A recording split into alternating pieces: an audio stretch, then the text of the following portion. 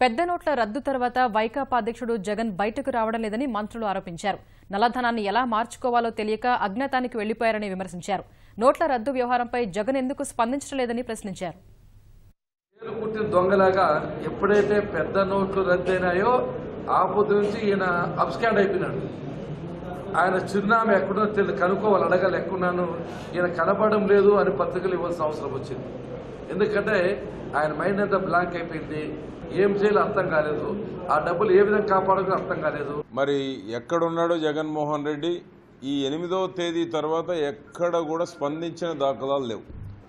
నల్ల కుబేరుల నల్లధనం సైడ్ ఉన్నారా, పేద ప్రజల సైడ్ ఉన్నారో స్పష్టం చేయాల్సినటువంటి అవసరం ఉంది.